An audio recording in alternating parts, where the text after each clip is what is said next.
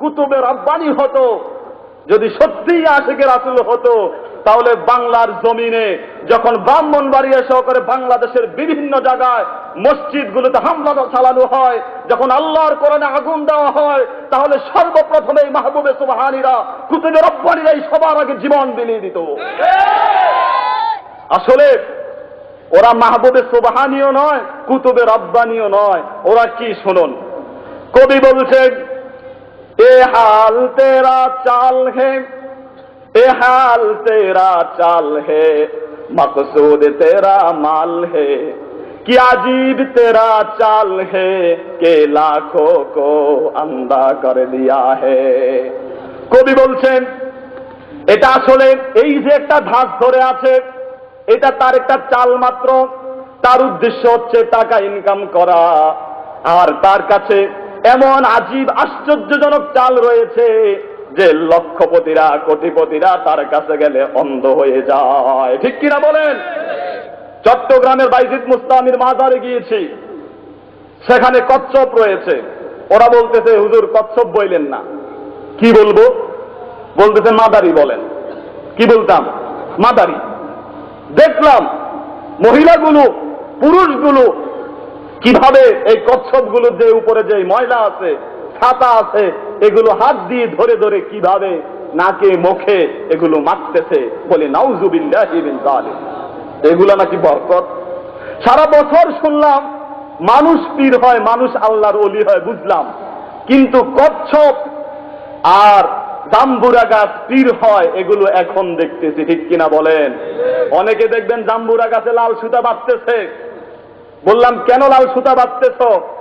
যে যে নেক নিয়ত নিয়ে এই গাছে সুতা বাঁধবে তার সেই নেক পূরণ হবে। যে কচ্ছপের ময়লা যে নাকে মুখে লাগাবে সে কামাই রুজিতে বরকত পাবে। আসলে অবস্থা যে কোন দিকে যাচ্ছে, মানুষ পীর হতে হতে এখন জাম্বুরা গাছ, চাট্টানি গাছ, আম গাছ, জাম গাছও পীর হওয়া শুরু হয়েছে। এভাবে আস্তে আস্তে এক সময় জাহিলিয়াতে যেরকম মানুষ গাছকে সিজদা করত, পাথরকে সিজদা করত, আমার মনে হয় মানুষ আস্তে আস্তে সেই জাহিলিয়াতের দিকে ফিরে যাচ্ছে। কোন আশিকে রাসূল মাহবুবে সুবহানী কুতুবে রব্বানি এই সমস্ত শিরিক করতে পারে না। আজকে নাম দেওয়া হয় কিন্তু কাজের বেলায় কোনো নাই, সব হচ্ছে টাকা খাওয়ার দান্দা। মিয়ানমারে মুসলমানদেরকে পুরি মারা হচ্ছে, একজন কুতুবে রব্বানিরও কোনো আওয়াজ নাই। ঠিক কিনা বলেন? বাংলাদেশের অন্যতম নাম করা কুতুবে রব্বানি গাউসে খানদানি চুলকানি, সেই ঢাকার দেওয়ানবাগের সে ভণ্ড বলেছে সে নাকি মা ফাতেমাকে বিয়ে করেছে। বলি নাউজুবিল্লাহ। এদেশে যদি কখনো ইসলাম ক্ষমতায় আসে, ওদের মতো ভণ্ড কুতুবে রব্বানিদেরকে হাজার হাজার মানুষের ঈমান হরণ করার অপরাধে লক্ষ কোটি জনতার সামনে সরাসরি ফাঁসির কাস্টে ঝুলানো হবে।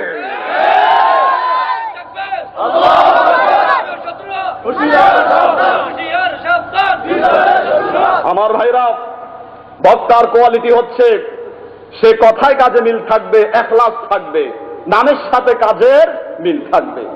আসুন আমার ভাইরা, আজকে বাংলাদেশে আমাদের কথা বলছি, আমরা দাওয়াত দেই, মানুষ আমাদেরকে মারে না। মানুষ আমাদেরকে কি করে না? আমাদেরকে টাকা দেয়, আমাদেরকে মুরগি খাওয়ায়। কিন্তু বিশ্ব নবী, যাকে আমরা প্রাণের চেয়ে বেশি ভালোবাসি, তিনি যখন প্রথম যেদিন দাওয়াত দিতে গেলেন, প্রথম দাওয়াতে উনি কি টাকা পেয়েছিলেন? উনি কি কবুতরের মাংস পেয়েছিলেন নাকি আবু লাহাবের হাতে আঘাত পেয়েছিলেন? যেই দাওয়াতে আঘাত আসে, যেই মাহফিলে বাধা আসে, বুঝতে হবে ওখানে কাজ আছে। ওখানে কি আছে? যেই বক্তার মাহফিলে বাধা আসে, যেই বক্তাকে মানুষ মারতে যায়, যেই বক্তাকে আটকাতে চায়, বুঝতে হবে তার সাথে আর নবীর দাওয়াতের মাঝে মিল আছে। আল্লাহর নবী সুন্দর করে আরবের সাফা পাহাড়ে দাঁড়ালেন, বিভিন্ন কওমকে ডাকলেন, সমস্ত কওমের লোকেরা গেল। আলামিন জানি কি বলে। তিনি বললেন, আমার জাতি শোনো, আমি যদি গোটা পৃথিবীর মানুষকে ধোঁকা দিতাম তারপরেও তোমাদেরকে ধোঁকা দিতাম না। আমি যদি গোটা মানুষকে, গোটা পৃথিবীর সমস্ত মানুষকে ধোঁকা দিতাম তোমাদেরকে ধোঁকা দিতাম না। আমি তোমাদেরকে বলছি তোমরা পড়ো লা ইলাহা ইল্লাল্লাহু মুহাম্মাদুর রাসূলুল্লাহ। কেউ কেউ এটা পড়েছেন।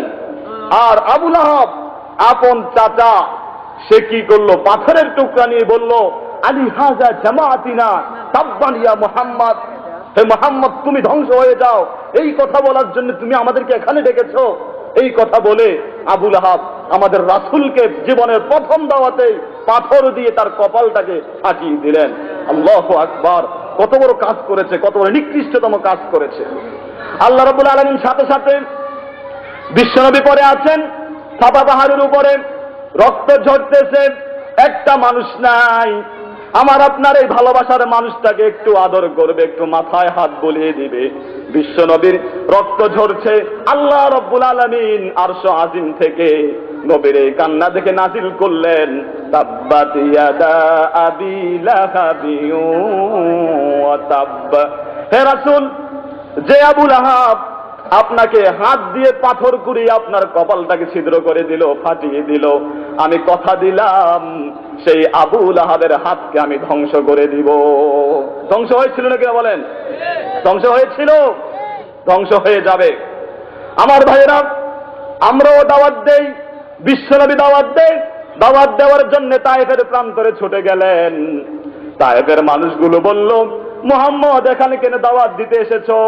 যদি দাওয়াত দিতে হয় তোমার বাপ চাচাকে দাওয়াত দাও, আমাদের তাদেরকে হেদায়েত করে আমাদের কাছে এসো। মুহাম্মদ যেই ঘরের কাছে যায় দরজা বন্ধ হয়ে যায়, যেই বাজারে যায় মানুষ মুহাম্মদ সাল্লাল্লাহু আলাইহি ওয়াসাল্লামের সাথে কথা বলে না। কিতাব খুললে পরে দেখা যায়, সিরাতের গ্রন্থগুলো খুললে পরে দেখা যায়, আরবের লোকেরা আমার নবী আপনার নবীর পিছনে পাগলা কুকুর লেলিয়ে দিয়েছিল। মানুষগুলো মুহাম্মদ সাল্লাল্লাহু আলাইহি ওয়াসাল্লামকে পাথর মারে, আর পাগলা কুকুরগুলোকে যখন লেলিয়ে দিয়েছিল, পাগলা কুকুরগুলো রাসূলের দিকে যায় না, বরং পাগলা কুকুরগুলো উল্টা তায়েফবাসীদেরকে দৌড়িয়েছে। আল্লাহু আকবার বলেন। কুকুর বিশ্বনবীকে চিনল, আর এই সমস্ত হাইওয়ানরা বিশ্বনবীকে চিনল না। কত কষ্ট করেছেন দাওয়াত দিতে গিয়ে, আর আমরা দাওয়াত দেই, আমাদের দাওয়াতে কোনো রিঅ্যাকশন নাই, কোনো কি নাই, কোনো রিঅ্যাকশন নাই। আমার ভাইয়েরা, আসুন আমরা কোরআনুল কারীম থেকে, সূরা আরাফ থেকে কয়েকজন নবীর দাওয়াতের দৃষ্টান্ত দেই, যারা পূর্ব যুগের দাওয়াত দিয়েছেন। আপনাদের মনোযোগ আছে? পিছনে ভাইরা আছেন? আল্লাহ রাব্বুল আলামিন সূরা আরাফে ৮ পারা ১৭ পৃষ্ঠায় সর্বপ্রথম হযরত নূহ আলাইহিস সালামের কথা বলেছেন। তিনি বলেছেন, ওয়ালাকাদ আরসালনা নূহান ইলা কওমিহি ফাকালা ইয়া কওমি ইবুদুল্লাহা মা লাকুম মিন ইলাহিন গায়রু। নবী বললেন, ও আমার সম্প্রদায় শোনো, তোমরা এক আল্লাহর ইবাদত করো, তিনি ব্যতীত আর কোনো ইলাহ নাই, তিনি ব্যতীত আর কোনো ইলাহ নাই। আমার উপরে বড় ভয় লাগতেছে, তোমাদের উপরে একদিন আযাব আসবে। এটা কি নবী ভুল বললেন নাকি সত্য বললেন? দেখি খারাপ কথা বলেছেন না ভালো কথা বলেছেন? তাদেরকে জমি দখল করতে যান নাই, তাদের ক্ষমতা দখল করতে যান নাই, শুধু বলছেন ইবাদত করো এক আল্লাহর, তিনি ব্যতীত আর কোনো উপাস্য নাই। জবাবে কওমের লোকেরা বলল, ইন্না লানারাকা ফি দালালিন মুবিন।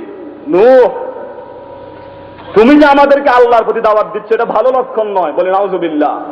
বরং আমরা দেখতেছি তুমি পথভ্রষ্ট হয়ে গেছো। নবী কি পথভ্রষ্ট হয়েছে? পথভ্রষ্ট হয়েছে।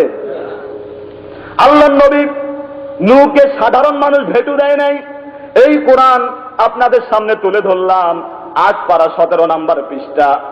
ক্বালাল মালাউ মিন কওমিহি, তার কওমের মালাউন যারা, তার কওমের নেতৃস্থানীয় লোকেরা তাকে বাধা দিয়েছে।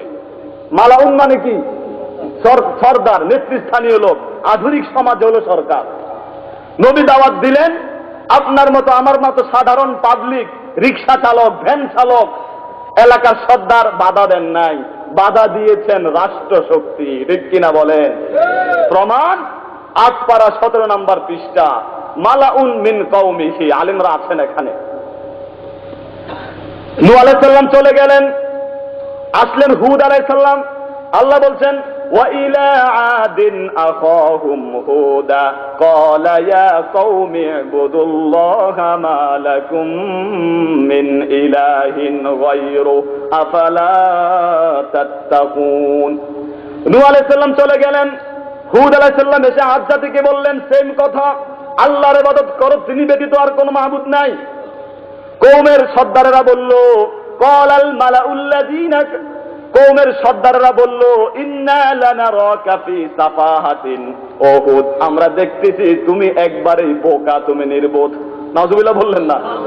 একজনে বলল পথভ্রষ্ট, আরেক জাতি বলল নবী নাকি কি হয়ে গেছে, বোকা, নবী নাকি কিচ্ছু বোঝে না, এদেশের মোল্লা মুলুবিরা নাকি কিচ্ছু বোঝে না, এদেশের আলেমরা বলে কিচ্ছু বোঝে না, রাজনীতি বোঝে না, সব তারা বোঝে।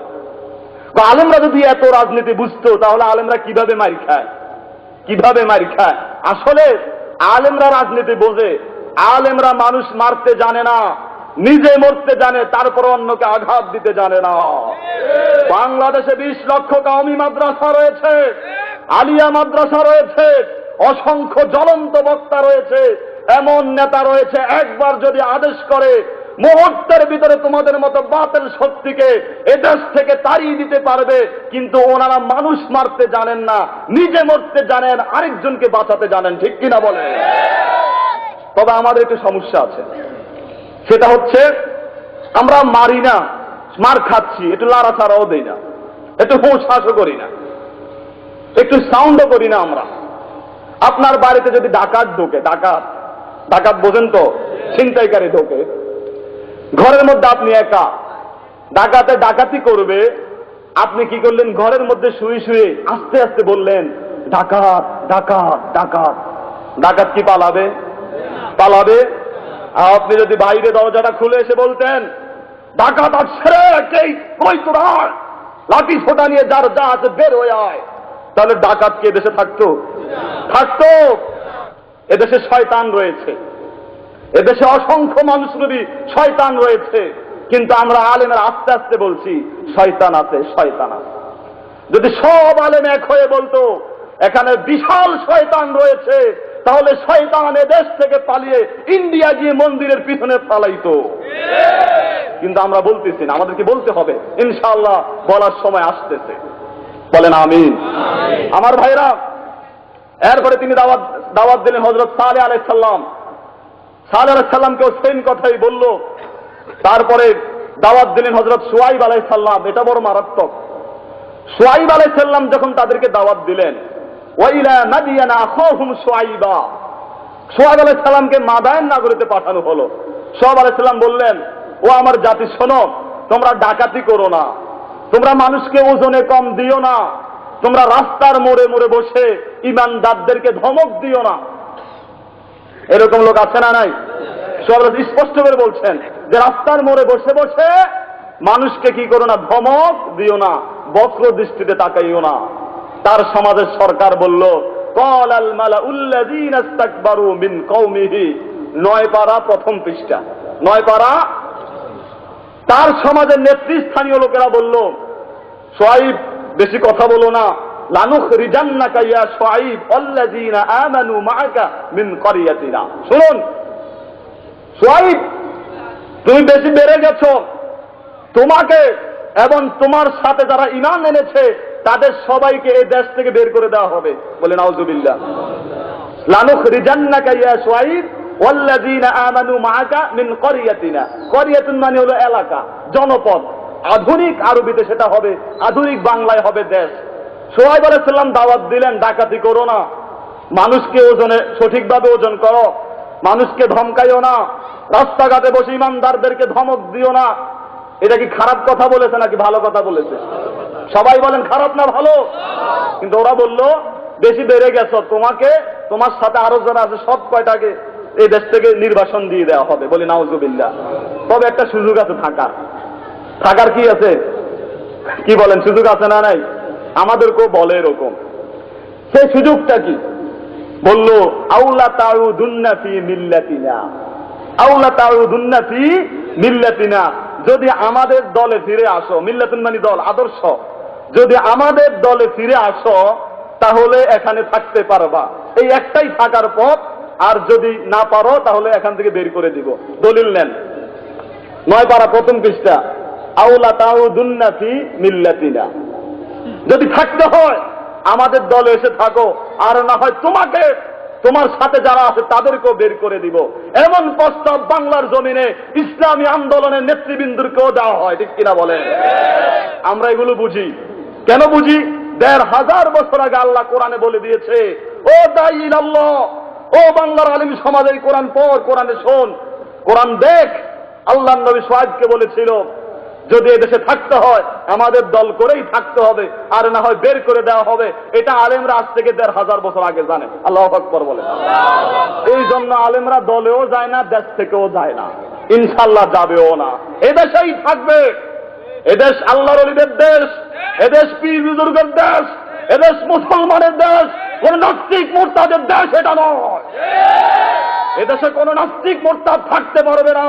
এখানে হিন্দু থাকবে, মুসলমান থাকবে, বৌদ্ধ থাকবে, খ্রিস্টান থাকবে, কিন্তু কোন নাস্তিক এদেশে থাকতে পারবে না, থাকতে দেয়া হবে না।